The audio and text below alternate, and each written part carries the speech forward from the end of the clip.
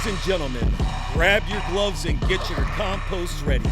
Stepping into the ring is the perennial powerhouse, the sultan of soil, the beast of the beds, where permaculture reigns, food grows wild, community roots run deep, and yes, the garden puns hit hard. Freedom starts in the soil.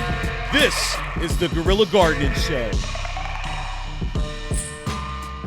Welcome back to the Guerrilla Gardening Show. I am Mike from Mike's in the Garden, back as always with Sam from Central Florida Abundance. What's happening, Sam? Hanging in there, Mike. How you doing? I'm doing well. We've got people commenting on our videos and some constructive criticism. I'm open to it all. We're learning here. We're gardeners, even though I do have somewhat of a background in this. I usually had a producer, but someone said to let everybody know where we are. So if Central Florida Abundance doesn't give it away, then I'm here to tell everyone that we are located in Central Florida. So Yeah, South Central. I'm in Polk County. But yeah, zone 9B, 10A, depending on who you ask. yeah, Subtropics. I think both of us live in a pretty warm microclimate. I don't really sure. get frost where I'm at. But it does, it'll get down to 35 once a year for a minute. Uh, Yeah, so don't but panic. yeah, we both live in the tropics. Subtropics. It's humid here in Florida. We deal with a lot of fungal stuff. Our soil's very sandy. But those are just attributes to the climate. It's people will diss on Florida's climate, but you just Yeah. got to know how to work with it. And a lot of what we talk about can be used in other states and other climates. And, you could travel 30 miles north and something might not apply, or something might grow better there than it does here. And really, we're similar climates. So, um, Absolutely. You that's, got to pay attention to the trends. The overall yeah, trends, they're applicable everywhere. The specifics, we're talking about Central Florida's climate here. And I try to point that out, when we get really specific about things. Because today we're going to talk about uh, a plant that you have that is super temperamental in our climate. yes. Uh, so what is it that you got for us? Today I have my fig tree, and I guess I'm gonna go for the original. Exceeds the maximum allowed resolution. Ah, damn it. I was shooting in 4K earlier. We're gonna have to start paying for Zoom. We're gonna need y'all to subscribe and Yeah, like these videos yeah, so that we can start paying for Zoom. yeah. Come And on then now. you guys can get higher quality content. So it's on y'all. Sam, Ring the grab a bell. drink real quick. I'm gonna go record a 30-second video of this fig tree in 1080p, and I'll be right back. All right, let's pause it. Yep. All right, so recorded moments ago is my fig tree here. I want to say it's at least 3 years old, and it's healthy. Okay. Yeah. Um, I'm assuming this is some kind of fungal. I mean, you can see how easily that came off. Yeah, and the figs do lose their leaves, but here it's called a rust. And it is a fungal issue, but it's because of all the humidity in the air that, even a little bit of moisture on the leaves, the figs aren't really adapted to deal with humidity, and so they develop that rust. Uh, and then when the leaves, are too covered in it and can't photosynthesize, the tree just drops them because it's used to just dropping the leaves when they're no longer useful. Um, but this one actually looks really healthy. And I'm assuming it was like, maybe like a foot tall with a branch or two when you planted it. Yes, actually, I do have one of the original videos here of when it was Okay. planted, and then I have one in the pot as well. But let's try.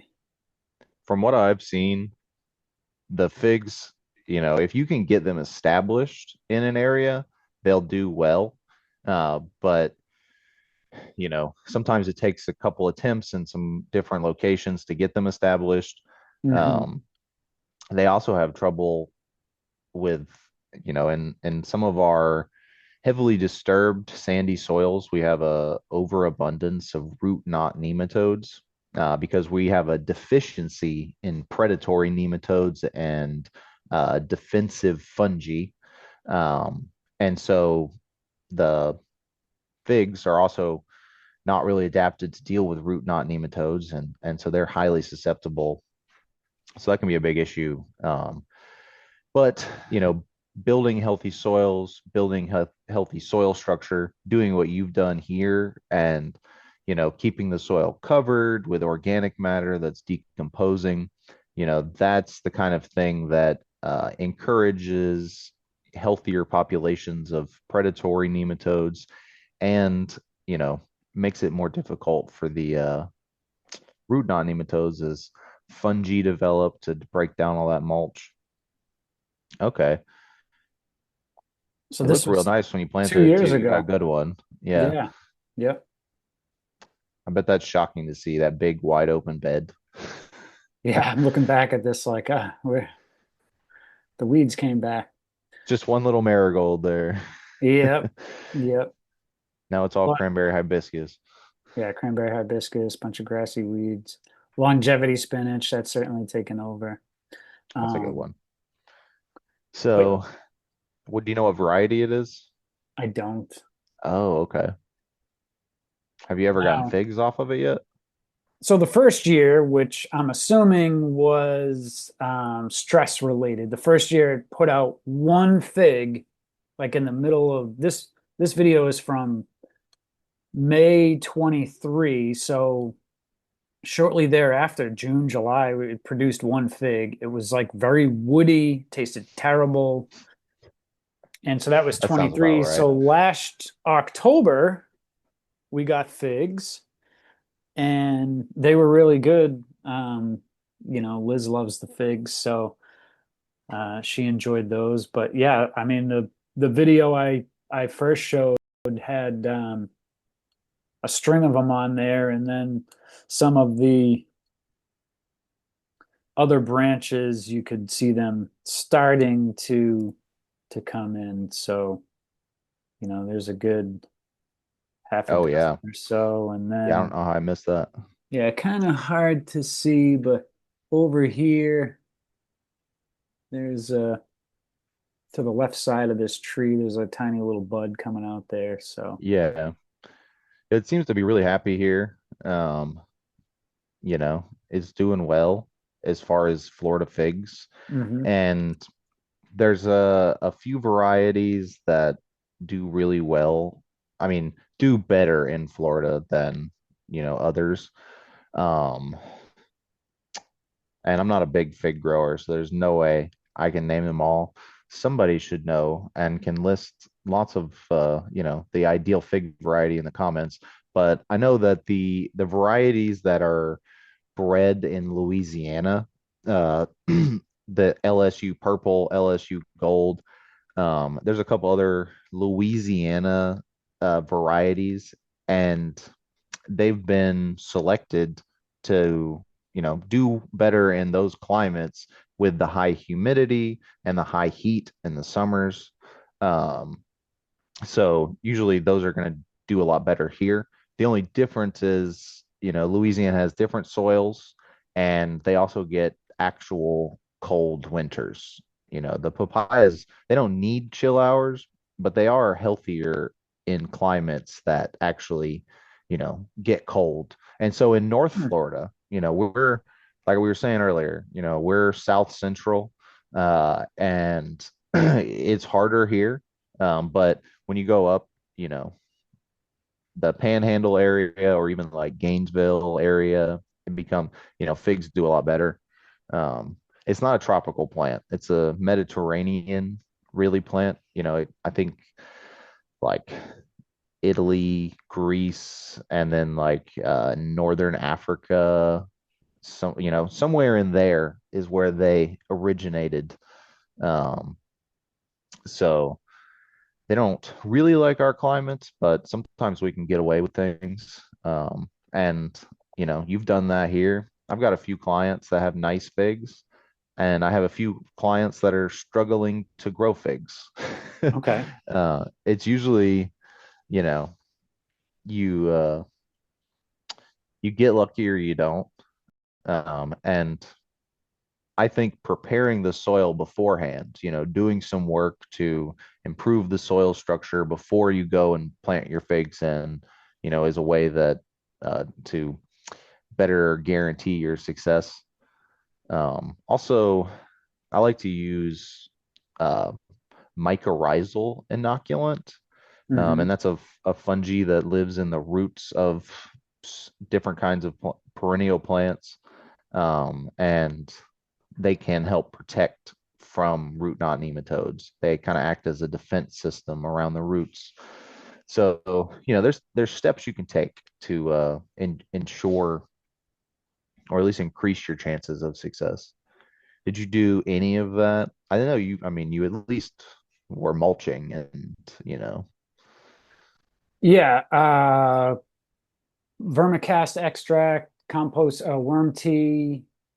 That got a good jump start on it. So, yeah, the um, microbial solutions, yeah, that's like, you got to put those in. And that shows that you kept up with it too. so here is the original pot that it was in way back in 2022. Wow, So, it looks great then. yeah, yeah. So, We got to figure out what variety of fig you have because maybe it's the worm castings, but it seems to be pretty happy. you What know, are the figs purple or are they white? they're purple, definitely more of like a maroon purple. Um, Hmm. Actually, let's see if I can actually make this work here. Um,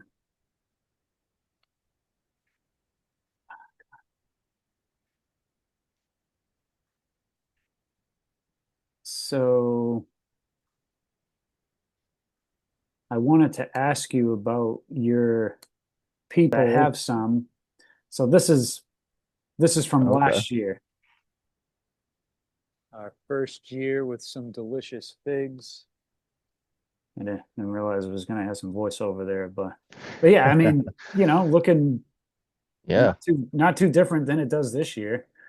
Um, and I think this is a Okay. different branch. Mm, I see yeah, the that's one a in the different back branch too. because the one in the back is where they are right now. So, um, so one of my questions, because when I, first started growing figs, I'm, watching people in North Carolina, Tennessee, and every winter they cut their figs back. I mean, almost down to the ground. And oh, you gotta prune your figs so you get more production next year. And then they, use the cuttings to propagate. But there's a farm near us that we get some of our produce from, mostly our beef and our chicken, but they have a greenhouse and a lot of what they grow is on the exit when you're driving out. And they have along this fence all these figs growing. And Hmm. I've noticed them the last couple years, and maybe they cut the ones that are, going out into the roadway, but it doesn't look like they prune them at all. So, So, I mean, figs fruit on new growth. So, if you cut it down to the ground, then everything the next year is new growth. Uh, and I mean, for commercial production, if people are selling figs, commercially to large distributors that want, a million figs or whatever. It also helps with harvest because then the whole plant is very short. If you don't prune, you know, the fig, the tree is still going to grow new growth each year. Uh, and the thing, the figs go dormant in the winter, and then in the spring, they'll start to, grow along, they continue to grow vertically through their stems. Um, and they may form multiple trunks, but they're always just going to grow straight. So a lot of times, if people don't want to prune, like, cut it down to the ground, what you can do is make a frame, have your main frame branches that come up with a couple, maybe offshoots. Uh, and then each year you cut it back down to that frame and then let it bush out from there. And then, that's going to give you, a lot of new growth. It's going to keep it in a, manageable area to maintain and harvest from. But it doesn't require you to, like, eliminate a tree or, lose your tree every winter and just wait for it to come back up. Um, but they always will be sticks, over winter. So, Yeah. but I mean, it's a plant that would reproduce on its own if nobody was cutting it down. So it's always going to produce fruit. It just may produce more fruit if you, cut it completely. So But that mine's doesn't in a mean it's healthier. corner. Yeah, well, I haven't pruned it yet, so I may experiment with like one limb and see what happens. Um, and then try and propagate the other one. But where I have it, it's kind of in a corner. Now it's kind of overshadowed by the plumerias because of how tall they are. And this year the moringa was, 20, 25 feet tall. But um, it's doing well. And I don't know that especially here in, scorched earth, Central Florida, does it need, full sun? Because, um, it's been doing well the last couple of years, partial shade. Yeah, I mean, they don't need full sun. I think figs are one of those that, can still be very productive in part shade. I'd say what you have though is more like filtered sunlight Hmm. because I mean it's still getting a lot of direct sunlight. It's not like the moringa doesn't really shade a whole lot. Maybe it's, in the shade of the plumeria, but there's still a lot of UV light, getting to it. I'd say plenty. People will keep figs as house plants, and I couldn't imagine that they produce under those conditions, Mm. but they live. And so I think they can definitely handle some shade, probably even more than what yours have. Also, I've been looking it up, and I think you have brown turkey figs, which is a Okay. pretty common variety in Florida. Okay. And your fruit look just like that. Okay. Um, so maybe somebody out there has a different opinion. Let me know. But that's what my vote's going to go for. Okay. Yeah, if you've made it this far, someone watching the last video was like, "Hey, the audio is a little screwed up." And yeah, I did screw up the audio, and I said, "Thanks for letting me know." And also, you're 35 minutes into the video, so thank you for watching 35 minutes in. You could tell we didn't even make it to the end of that sound check. Yeah, yeah. So, short story, I had an issue with my laptop before we started, recording these episodes, and my video editing software went from non-existent to a terrible program, and I paid all this money to have them redo this, and it still doesn't work. So, and now we're going through a house renovation, and needless to say, I've got to step it up on the editing. But hopefully, by the time you're watching this, because this will release, a little bit later after we record it, this one is like fantastic, like top notch, Hollywood level production here. So But it could still get better if we pay for Zoom. So yeah, I mean, press please that buy bell. buy a shirt, donate some money, buy some of Sam's food, Schedule and a consultation. there you Uh, go. There you yeah, go. I'll teach you how to grow in your own yard, and Yeah, then you won't even help need us to buy help you food. help Yeah. us. Yeah. Uh, all right. I think we're about at the end of our time. Yeah. You got We somebody good. you want to shout out this week?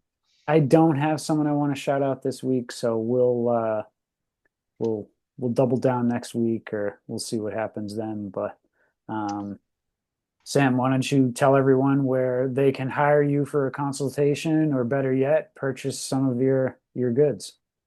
Absolutely.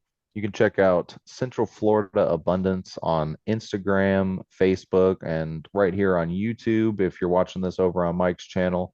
Um, and send me a message through there. You can also find my email in my link tree with a description of my services.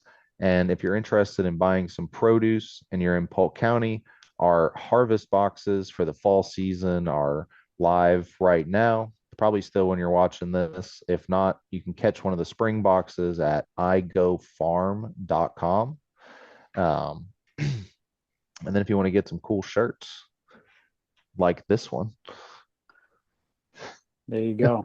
I I opted for the micro dose shirt today, but yeah, lots of cool shirts, designs. Hopefully, my editing skills are on point. You're watching some of them come across the screen right now, and you can get those at the link below. And also, you can check me out at Mike's in the Garden on Instagram, Facebook. YouTube is really where the action's at. Instagram for the spicy memes. Don't forget, you know, don't get offended because I really wouldn't care anyway. But anyways, Sam, another great episode. Hopefully, some people comment below and figure out what this fig is, if they can confirm it is brown turkey fig. And I guess we'll kind of if you're right, we'll bring you some cuttings. for sure. But you got Yeah, to run the genes on them. yeah, absolutely. I like that. Cool. All All right, right. Sam. See y'all next time.